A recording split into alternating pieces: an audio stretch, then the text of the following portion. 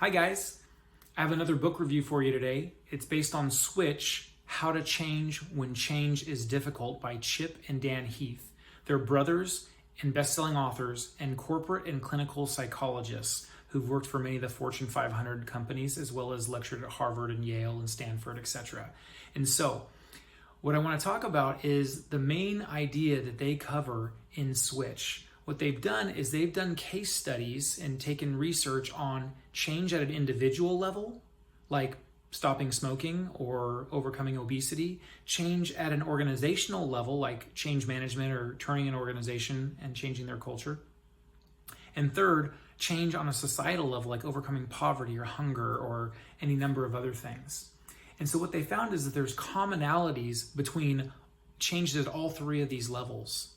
And what they found is there's a paradigm or a framework that's helpful to change leaders to be able to go in and identify what's the root cause or underlying block that's keeping change from taking place. And so first and foremost, this paradigm starts with a picture. Imagine an elephant with a person or a rider sitting on top of it. And the elephant is walking down a path. Now, that elephant represents the emotional buy-in of the people who need to change. The rider represents the intellectual understanding of what needs to change and what they have to do to make the change happen. And the path represents the environment or the circumstances in which the change needs to take place. And what they say is, and what I've done as a leader in the past, is I've gone into an organization or a situation and I've identified a problem. And I've identified what needed to change. And the problem is that sometimes it just didn't change. And it's after I read this book and I started to apply it, I've actually been able to see change in many, many organizations a lot more quickly because I identified, rather than trying to educate people and get them intellectual understanding on the change, we needed to focus on emotional buy-in, commitment to the change. If people are motivated, it's amazing what they can do. If they're not, it's amazing what they won't do. And then finally, what I found in some organizations is if it wasn't intellectual buy-in or understanding, it wasn't emotional buy-in, but it was the environment. The environment itself was non-conducive to change. Something needed to change in the systems or the facilities or the process to help people make the change and move forward. And so if you identify which one of those three it is, and sometimes it's all three, but there tends to be one that stands above the others as the root cause, then you can actually do change management effectively. Again, on a personal, on a group, or on a societal basis.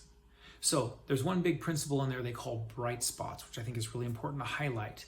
Like Strength Finder by the Gallup organization, where you can do the Strength Finder 2.0 and find out what your greatest strengths are, what they espouse is that rather than focusing on what's wrong and fixing it, identify what's right and working and duplicate it. And this is a great tool for leaders. Many of you instinctively know this, but they call it bright spots because what they say is when you're starting to look for change, what is working and where is it working? And let's copy that, let's duplicate that. And they give a great example of a manufacturing company that has to buy gloves for their workers. And they've got many divisions globally. And they have decentralized purchasing. And they tried for years to get the different groups to agree on centralized buying, and they could never get that to pass. So one day, one of the interns working for the supply chain leader gathered all the gloves that were purchased for every type of worker in every factory. And what they found was that there was purchase orders for about 80 different types of gloves, or 80 different purchase orders. And what they found is that those gloves were actually only 20 different types of gloves. And they found the exact same gloves that they've been ordering at different branches in different locations that were ranging in price from $5 to $25 for the same set of gloves. What they did was they gathered one example of each, put a price tag on it, threw them on a conference room table, called all the buyers together in one room, and they had this big mound of gloves with price tags sitting on it, and they just let them come into the room. The leaders who were facilitating this weren't in the room, didn't have to say a word. They showed up 10 minutes late to the meeting, and they found by the time they showed up to that meeting that all the buyers had already agreed, we've got to stop this. This is a travesty. It's a crime. We've got to centralize the purchasing so this never happens to us again. And simply said, that they got emotional buy-in, number one, and number two, they identified what was working and that some organizations just had better pricing and a better ability to procure the gloves at the right price. And so instead they wanted to shift purchasing and get the best of breed or the best practice that those buyers were doing and copy that among the other organizations.